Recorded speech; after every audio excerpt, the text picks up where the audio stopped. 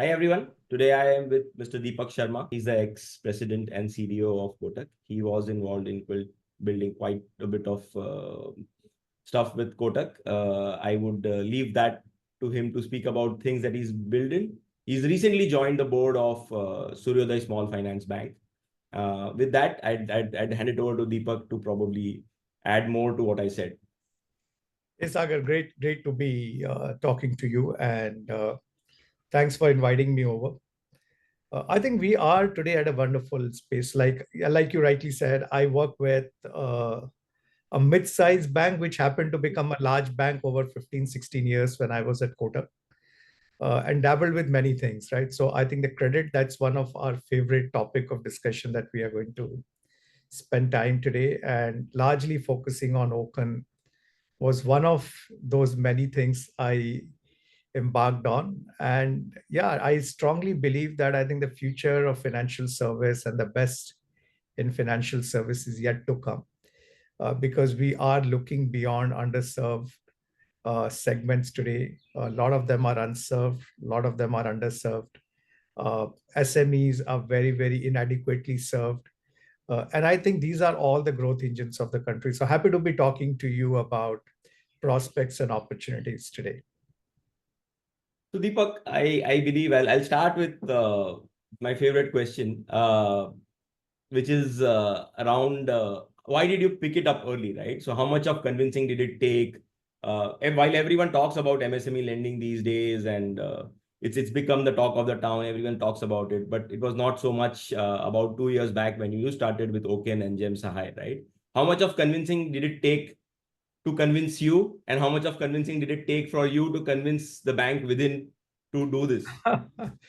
No, I think that's a great question, because I think when the whole India stack was unveiling starting 2014, 15 from Aadhaar days, I think Aadhaar we were strong believer in at a bank when I was at Kotak and leading all the digital initiative, because we believe that the whole identity problem at population scale can only be solved by a national ID document. And then we were the first of the block to use Aadhaar for opening bank account.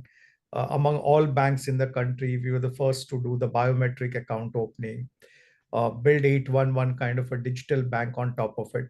So we saw the success of what Aadhaar can do to change the identity for the whole banking ecosystem. I think same thing happened with UPI. When UPI was coming, the regret is a lot of banks didn't believe in the UPI story. And they thought there's no money to be made, and why should we go and do UPI? A lot of them went after wallet, because I think building a wallet was the in thing. And we were probably the only bank which didn't go wallet route, because we still believe that wallet has a lot of ease of opening, but then you do not get to do everything with wallet. So we were in a dilemma when payment opportunity came, and then we know what happened to the UPI story. I think thereafter, one thing I was very clear: any new opportunity that is getting built around India stack, uh, one can just wait and watch for it to become big, or jump in and see how you can be part of the journey early on, and learn alongside as it becomes big. So, be it account aggregator, be it OCEN, uh, be it the whole e-sign, payment, you name it. I think every single India stack is a population scale kind of initiative.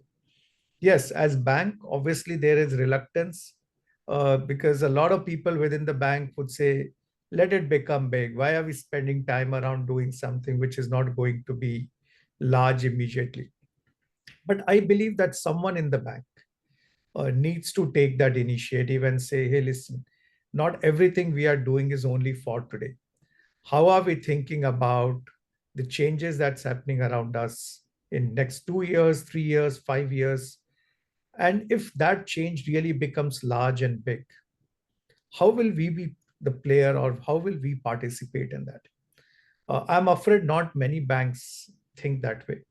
I was fortunate that when I was leading and building a lot of these initiatives, one third of my focus always used to be on the future ready initiatives. Some of them may fail. Some of them may take much longer to scale up, but in the process, you learn a lot. So I think when this opportunity, even on the Open came, and I remember having conversation with iceberg folks, right, from Sharad to everyone. I was convinced that a country like India, where access to credit is still not available to a lot of people beyond, say, a white collar and individual or large and medium corporate, a large part of both individual and small businesses are deprived of credit. And I think if India probably is the only country that was becoming data rich before it became economically rich. So as we started to see advent of identity, GST, uh, e-commerce, digital payments, I think we have built sufficient railroad for any small, medium-sized business to prove its identity, its intention, its line of business, what are the kind of taxes, what are the kind of revenues, what is the kind of invoices, who are their buyers, who are their suppliers, what are the seasonality of their business. So I think as we started to become data rich, I felt something like Open is here to not just make us, maybe it may make a small start. That's fine. But I think something like this will definitely become big. All we can debate is whether it will become big in 2 years or 5 years.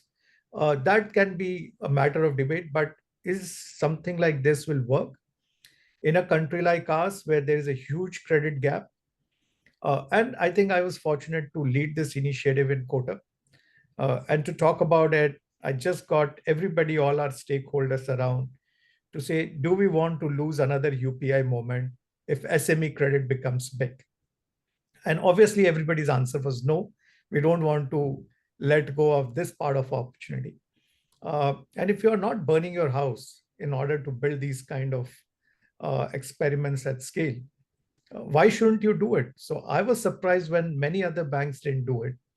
And I'm glad a lot of learning came through that process when we went through this. First bank, if I recall, I think on the Gem Sahai platform to start disbursing loans and see what kind of transaction and value and customer profile and things were happening. Interesting. So a follow-up question to that, while you cross the initial hurdle to say that let's get everyone on board to say a yes, and you were convinced that I need to do this, whether it's an experiment, whether it fails, succeeds, we need to be a part of this. The second step is what are the possible reservations that came from people, right? I'm not going to ask you to name people, but more of role saying, okay, this doesn't even have, many of them don't even have a bureau score. How will I lend? Our tech doesn't support this. What are the kind of reservations that came? So I think the way I normally work through simple frameworks, and that helps us cut down many of the complexities of any large organization or a mid-sized organization. So I said there are 5C model I figured out that we need to answer and solve for. One is how do we get customer? That's largely the co-origination, because here you're bringing customer. And if co-origination reduces the cost of customer acquisition, cost of identifying the right customer, then I think it solves first a question of, if you build something like that, where will you find customer? The second C of my framework was, what is the commercial? What is the spread? What's the margin? How much do we make? Whether what's the tenure of a 3 month is really worth doing it. A lot of P&L stuff that typically we all start to put even when typically an idea is evaluated. I think the third was the whole credit, because typically that is again a question that if you're bringing in a customer, how do we know whether the customer is credit worthy? Do you write a business rule engine for it? Because you have to take a real-time credit decision. You need to be comfortable with what kind of limits and tenure and monitoring. And so the whole credit is the third C, which we had to obviously solve for. The fourth, I would call it as, was largely the compliance, because KYC, onboarding, ensuring that we are leaving any aspect out as we are getting customer from GemSci to onboard those customer, complete their onboarding. And some part of, I think, our Our real-time onboarding still was work in progress. And so that's the fourth. And the fifth C is collections. That it's easy to disburse money, but how do we get the money back? So I think when we looked at this model with this 5C framework, I realized that most of these are answerable. You can always put a certain loss rate when you take a call from credit. Okay, we are learning how much are we willing to lose.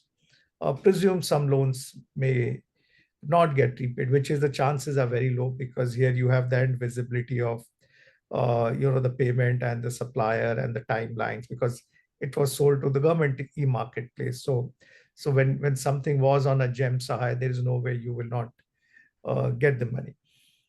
So I think with each of the stakeholder, the business which is more interested in co-origination and commercial, the credit and risk folks, uh, the compliance. I think if you answer some of these things, technology is still, I would say, was a smaller problem to go and solve for. But I think once everybody around says, hey, listen, we want to see how the flows are, what kind of customers are, we want to see this value. I think we managed to get everybody around. So I think whenever there is a new opportunity, as long as I mean, I have a very famous anecdote to say, uh, do you believe in God? And somebody says, I believe in God.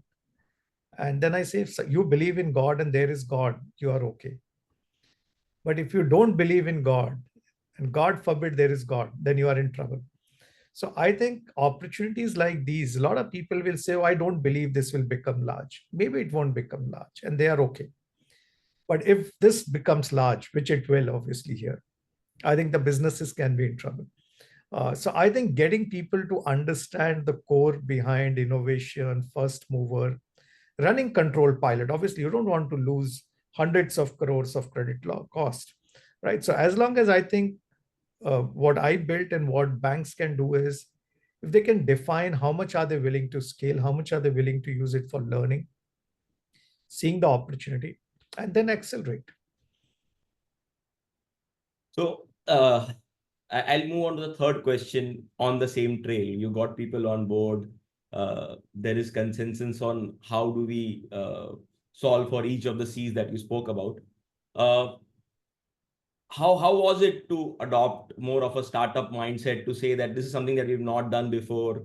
We don't have rails for this. Maybe we need to look at a different credit policy, which might not work. We also need to look at a different, maybe a little different tech than what we've been doing because I'm not traditionally underwriting on my traditional sources of underwriting. It's GemSci data. It's not completely made available to me or from every part, right? So right from saying that there is a escrow-based mechanism to do things. Also, one of the biggest things that what bank would approach is rather than integrating themselves, why not do a co-lending with another thing, another NBFC or a smaller player? So how did that go? No, so I think co-lending is a separate opportunity. I would leave it for banks, different banks to decide what works or doesn't work for them. Because co-lending can be because you either don't have enough distribution or you find that as a better way to acquire, like you were doing it with DSAs or DMAs in the past. But I think this completely is a new opportunity. So this, I won't even put it in bucket with anything else. Because how do you unlock the power of data to create an access to credit which is for a purpose, for a time, with visibility, uh, built completely digital and seamless.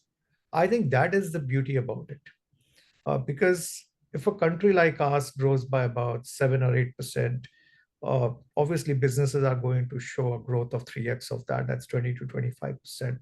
Credit demand will be higher, and that credit demand is going to come largely from this segment. And traditional way of lending is just not going to work. So I think unless somebody goes and starts seeing what data is coming, whom am I buying from? I think the power of data, we keep talking for long. But how do you actually start building models on top of data to create the real time lending is extremely important. And fortunately, I think banks need to see that there has to be one business sponsor.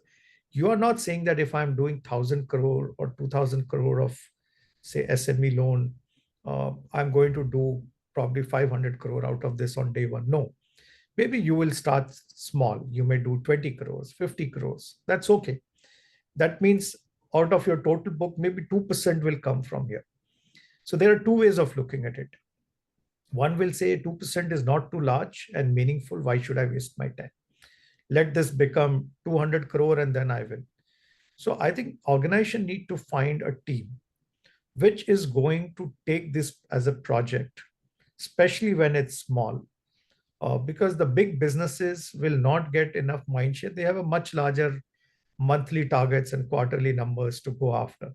So if you expect them to say, okay, for a 20 crore or a 50 crore, start spending more time, you will not get that kind of time from the main business. So I think the best way out, and this is what we learned, is we carved out a team of people who understand data, who understand the business rule engine, who understand technology about how APIs, connectivity, and BRE can be changed. So a set of couple of young, smart folks sponsored by the business, taken out from the business, along with a credit, a collection, and a digital or a tech folk.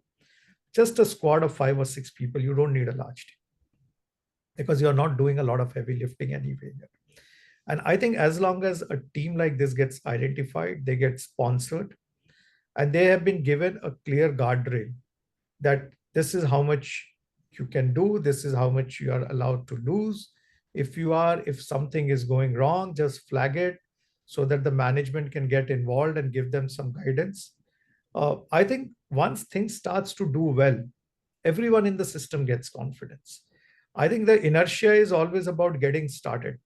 Once you get started, once you start to see what kind of data, what kind of customer, what kind of value, what kind of risk collection are you getting, I think gradually this is going to get massive. Now, what started with GEM Sahay will go to the GST Sahay. It can be on any private data network from where you are getting a lot of data.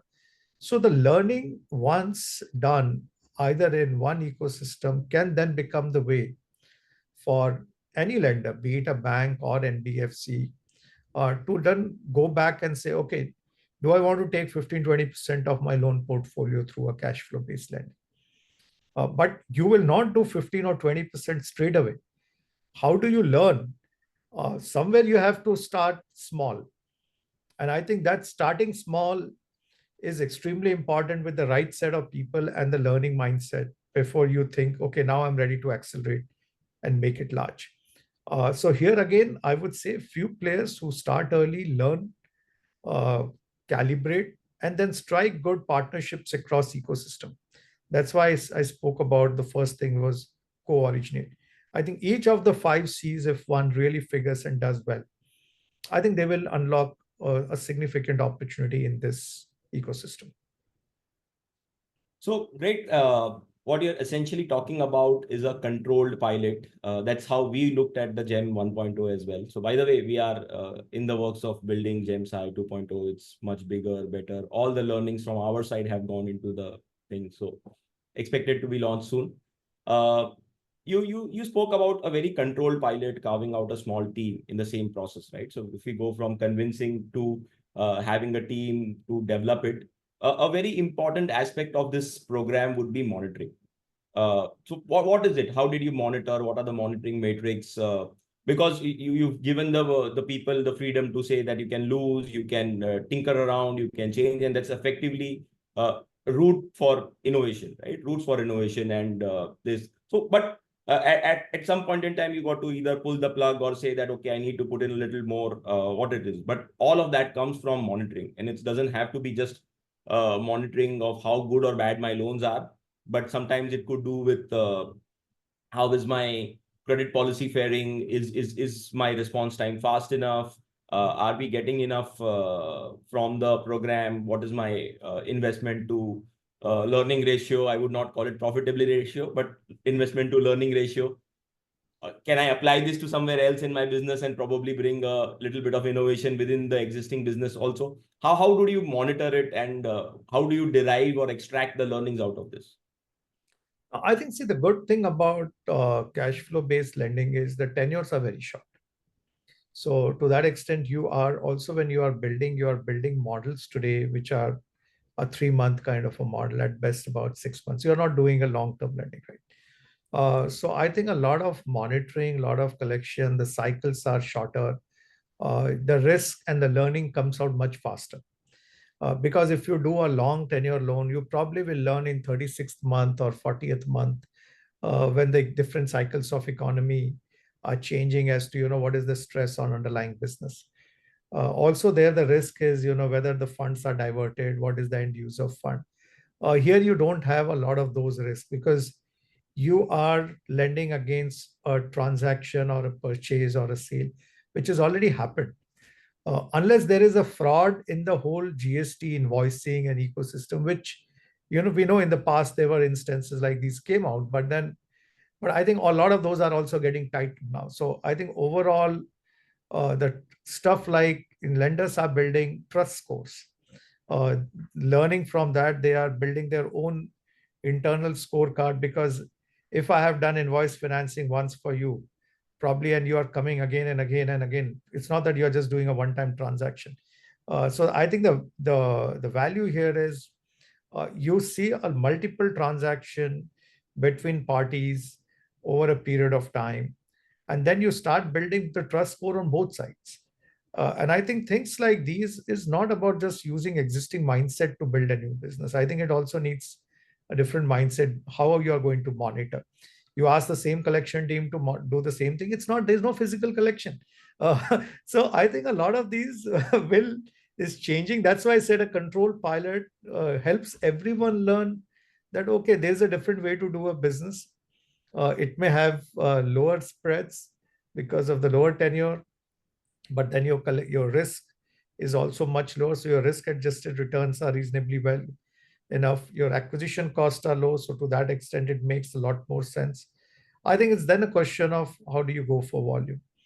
But I think this, like as I mentioned, pilot is to test, but a lot of this is also to bring in a new way to monitor, like account aggregator. Now, once uh, the accounts are getting linked also through a consent based, one will be able to even see what is the end user, what is the balance in the account. If you have to even present your monthly debits, you'll be able to check what kind of balance is there, so that you don't have a ECS or SI return. So I think this was not existent earlier. So if we start just going with our older mindset, we'll never be able to do these new business op. And I think that's where the teams have to think beyond what it is today. So I have a twofold question. I picked up something very interesting called as a trust score. Our thesis is also saying that rather than giving a 2-year credit limit and having the same rate of interest at the initial risk that was assessed, if you are taking multiple short tenor loans, as you come back, I believe your interest should come down, because if your collections, collections from the bank point of view, but if your repayments and significant growth in business happens, your interest should be revised versus a 2-year or a credit limit or a bigger term loan, right?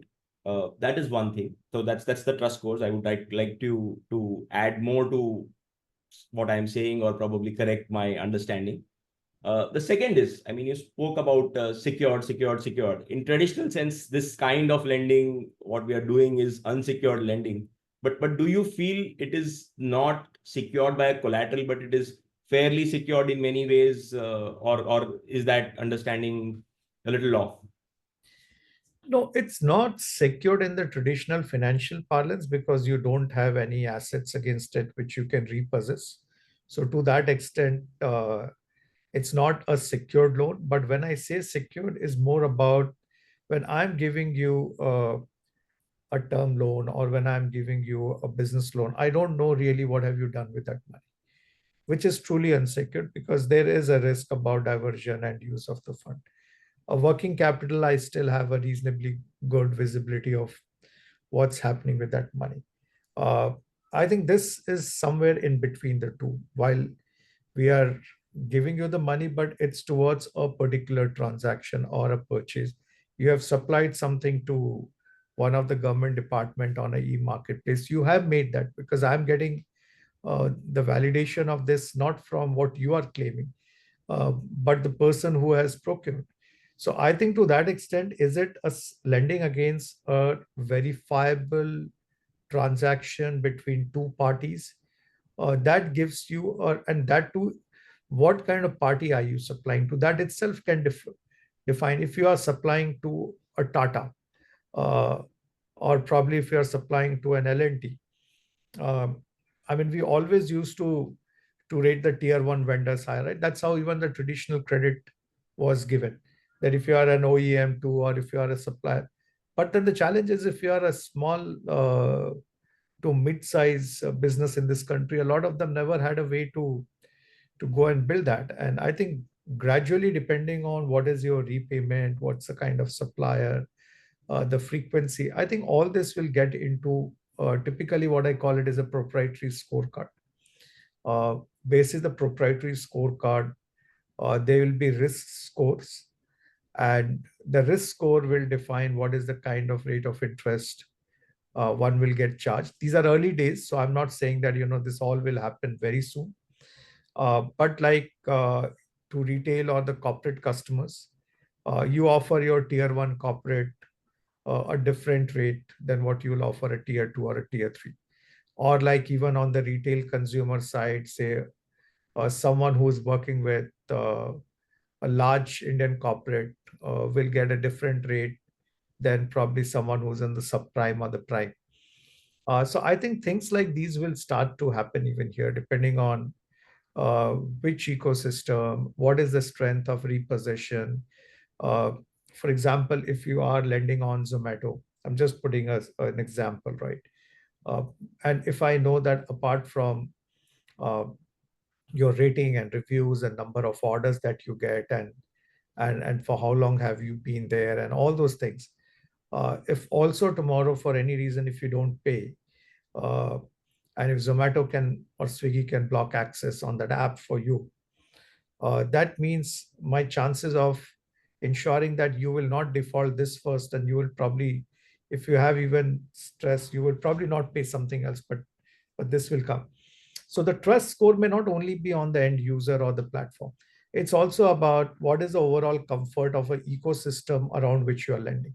So if the same business is on Gem Sahai, uh, obviously you will attribute a higher trust score because you know who's the buyer or who's the end platform. So I think things like these, as we start seeing a lot of data and the trend over a period of time, we will see this becoming really one of the core differentiator between multiple lenders who will come in, because then they will compete on uh, amount, tenure, rate of interest, speed. More or less, I'm presuming everybody will do a faster dispersal, so that will become more like a commodity. But I think the others will be the differentiator. You spoke about I'll take cues from what you spoke. You spoke about going from a government place to hinting towards applying this to private spaces where business is happening, and the basic fundamental being that a person who's doing, or a company who's doing business in a way in one of these places, whether it is an offline place or whether it's an online marketplace, would not go and mess up in that place, even though the business is doing wrong, or business is not doing so great. They would fulfill where they are doing business first, right? Uh, how do you see these? Because there is in a way where we go and speak to people, a lot of these traditional, not a traditional, but these marketplaces, the bigger marketplaces are doing lending in some sense. What do you think is an opportunity for them? Because they are doing private integrations. There is lending that is happening. It's the names that you took also, there is lending that is happening. It's not that lending is not happening. How would do you think there is any difference from the way lending is happening versus adopting OCEN, or is there anything that you see uh, how that will go? I would say Open is a great starting point to see how you can build a cash flow based lending process, compliance, tech stack, business model end to end. How do you apply and where all you can apply? I think that is for different financial institutions to think. But I think what I strongly believe in, this is the way to build business. Now, it's possible that a lot of private LSPs and platforms which is generating a lot of data, and they have ability to create foresightedness. For example, I remember one of the large e-com platform. Uh, I'm sure a lot of people can guess. I don't know to name them. When they started this initiative about 5 years back, where they wanted to give credit to their sellers, not even 1% of the seller could qualify. Uh, when you go back and look at why, because obviously lenders, for the same reason like we spoke today, they were not comfortable on the compliance, the cost of onboarding, their end visibility, or the scorecard that the marketplace was giving without taking the share of risk. So I think a lot of time FLDG and stuff like that gives some comfort. But I think here now lenders can go and be in any ecosystem, private, through OCEN. They can tomorrow be on any marketplace, like say, even sellers on ONDC, if they are selling, they can be there. Uh, so I think lenders have to first learn. And in my mind, OCEN is a framework. OCEN gives a kind of, I would say, an approach around which they need to go back and look at all these 5 C's first to say, how do I solve for it? If you solve for it once, you solve for it twice, third time, I know, then they will start figuring out where all I can apply this framework and logic, and how do I understand data? How do I understand short-term lending, uh, collection without any human intervention, all these things. But someone has to start building it once. So I think OCEN in my mind is a kickstarter of the way future of lending will happen. Uh, Whether it only happens with GST side, GEM side, I'm not professing that this is the only way. It can happen in many ways that we probably will have not seen today, but uh, everywhere where there is data to be generated and a verifiable source of data and truth will come. And where there is a demand for an embedded credit or a credit to be built to further that business or a flow, I think this model can get applied there. And I think, I don't know whether you call it OCEN 2.0 or 6.0 or 10.0, but let me tell you that's the way, at least I am foreseeing the whole potential of credit will get unlocked in our country. So, I mean, you're right in a way. Our thesis is very, very similar to what you're saying. So, when we picked up the GEM pilot, from there, when we did the current release to where we are, 4.0, we built out registries. One of them being the product registry, where we feel a product registry will tie in these different places of business. I would not call them marketplaces because they can officially, they can also be offline networks that are doing things in some way where there is verifiable data. We build the product registry to say that the product innovation can happen in one pocket and can be replicated to the rest of the country, because more or less in some form the transaction is similar nature for a similar business. That's something that we've gone ahead and built.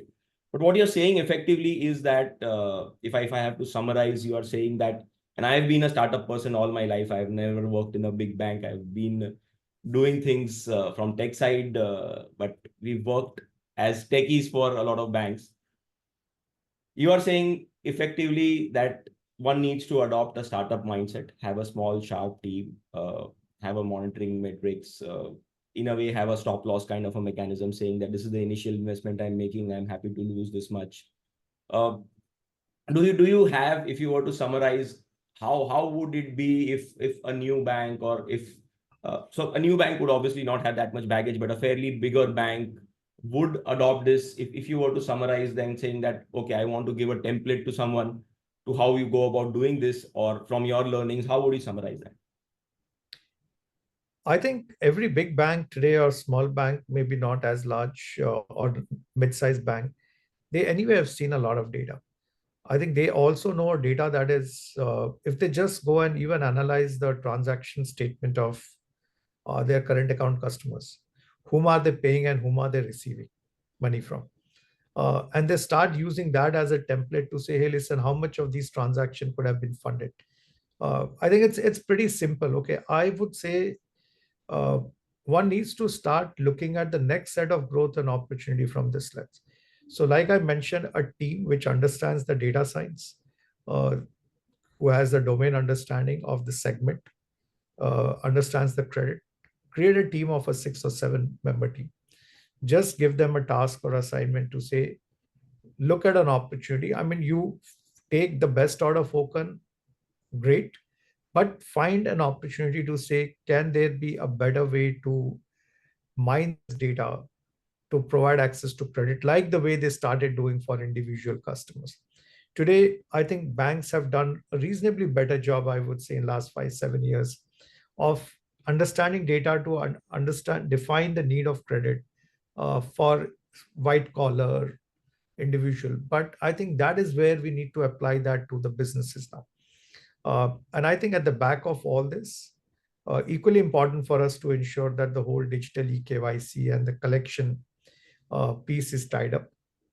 So I think as long as the credit collection business and compliance, this crack team sits together, creates a budget, how much are we willing to invest and how much are we willing to lend, and define what are the key success factors that we will call it as a successful or not a successful pilot. Either way, as I said, you're not going to burn down your house, because you're once you define a pilot, you define the success, take it to the next level and the next level by doing any tweaking or course correction that one needs to do. And I think most banks I know, they do different pilots, but I think something like this, I'm sure if banks put their head, most banks will be able to embark on this. I'm not even surprised. Uh, I think probably one needs to just realize that how do we unlock the potential uh, by access to customer, and banks, large and mid-sized banks, they have anyway a lot of existing customers. They don't even need to go and find, frankly, if you ask me, a lot of new customers. If they just go back and say, can I just do more with my customers, but through a new set of product and capability, I think there is this opportunity that exists. So I'll just end with a question, maybe two parts to the question. One is, if cashflow lending was to pick up, what is one thing that you would wish for that happens for it to explode, and one prediction for cashflow lending from you in the next maybe 5 years or 3 years, whatever period you feel is appropriate. I think we have to orchestrate the demand side in a manner where lenders feel that, yes, this is an opportunity which is more in near term than long term. I think I do know most lenders will be keen to jump on if they get this belief or conviction that, yes, things are happening. Not everyone will jump in at the same time. But I always believe that, just like in many other initiatives, they were early adopters, and then there were fence sitters, and then there were the latecomers. I'm sure that there are a set of 3 or 4 early adopters. If they start seeing the fruit of it, I'm sure at the other side is this ecosystem overall is anyway growing, just that it's finding access to credit in other forms wherever they can. It's just that we are building, or I think this whole platform is to create more digital, more seamless way of access, which is more efficient overall. And I think once they start to build it, embed with likes of, say, a point of sale, a last mile payment system, and banks do so many things with their merchants and customers. It's just about seeing that how each of the data can be also seen through the open lens. We leverage it through creating these kind of pilots. And I think there's nothing like getting started and then learning it. I think you and I, we can talk for long, but finally, I always believe, like what I did when I was running this, you have to go out and try. And I think once you go out and try, that learning will be phenomenal for them to course correct themselves. It's like saying that you can watch swimming videos on YouTube versus jumping in the water. Absolutely. Perfect. Very nice conversing with you. Thank you for your time. It was a pleasure talking to you. Likewise, pleasure talking to you, Sagar. Bye-bye. Bye-bye.